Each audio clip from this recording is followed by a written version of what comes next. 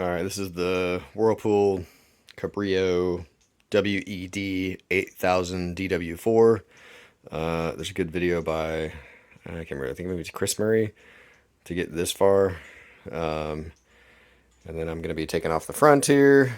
And I have the like refurb kit that has a new belt, new rollers, new idler pulley. I'm going to be trying to figure out how to replace all that. So right now I'm trying to get the front off. You got to get these two screws out, and these two, and then there's four more down on the very bottom on the front. I love that there's like 3 different kinds of screws to take out, which is kind of annoying, but so I'll be back after I get those bottom screws out.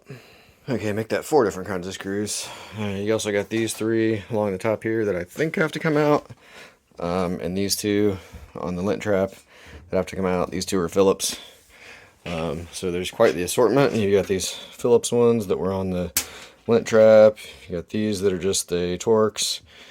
Then you have the ones that don't have a Torx but are a hex head. And then you have the ones that are Torx and a hex head. I don't know why they can't just kind of standardize, but whatever. So now I think I can lift the whole front off. We'll be back once I do that.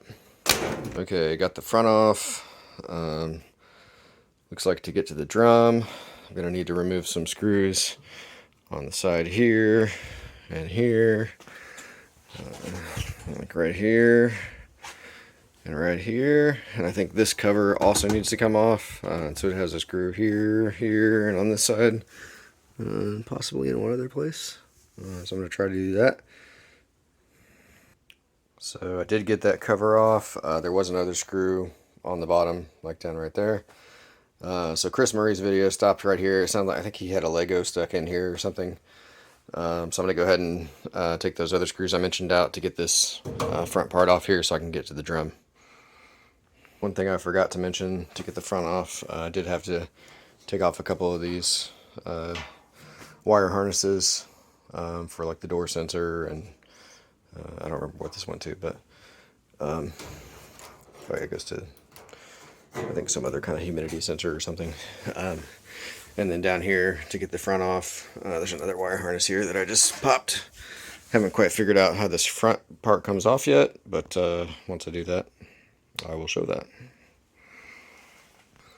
Okay, so there are 2 screws that you need to get to on the lint trap right here to take the lint trap off. So you have to reach inside and unscrew those, and then you can pull that off, and then the front just comes off. And you've got your drum, which I left sitting in there, and the front piece, which has so there's 3 rollers here, and there's 3 rollers there. I haven't quite figured out how to get the belt off yet, but I'll do that next. Okay, so it looks like you just kind of have to wiggle the drum out while kind of keep moving the drum back this, or the belt back this way, until you can get it off, because it's sort of loose once you have it off the rollers. So I'm gonna do that, and hopefully I'll show you what it looks like without the drum in there. Okay, so here's what it looks like without the drum. So like I said, I kind of just wiggled the drum with the belt loose. And once I got it off there, it came right out. There's the drum sitting right there. So now I'm going to change out these rollers. I'm going to change out the idler pulley right there, and the belt. I think that's all that's in that Refurbish kit that I got. And hopefully at some point in this video I'll have given you the part number for that and stuff. So probably going to vacuum out all this lint that's collected in there, get things cleaned up a little bit, and then put it all back together in the reverse. Okay, this is the repair kit I was talking about. I just got it from my local appliance parts place for about 50 bucks. You can get it online too. But it has 4 new rollers, and a belt, and the associated clips, and then also this idler pulley right here. One thing worth noting, so it said this was the appropriate kit for my dryer, but it looks like this dryer has 5 of these wheels. So there's 2 here and there's 3 on the front. So I guess I'm going to replace 4 of them and leave one of them. Hopefully it's not the squeaky one. Alright, here's what it looks like after I shot backed out a bunch of the lint. I replaced the idler pulley right there.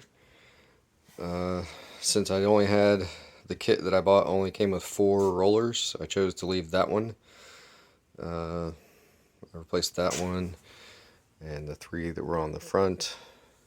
I don't know if that was the right thing to do, to leave that one. It seemed like it was still spinning freely and seemed like the one that would support the least amount of weight. I don't know. We'll see how that goes. Alright, I'm going to start putting everything back together. Alright, so I have the front back on, holding the drum in. Drum seems to be spinning smoothly, so hopefully that's a good sign. Guess we'll find out.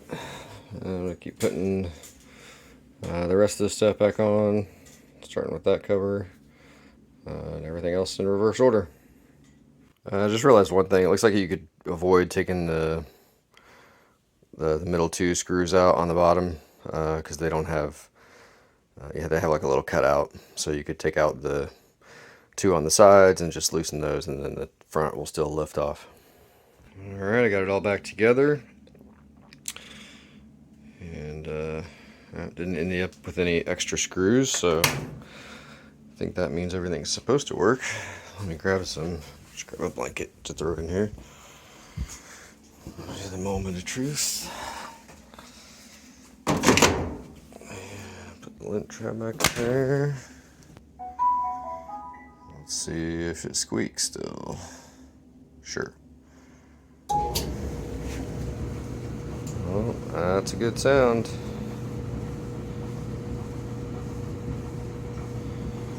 Alrighty.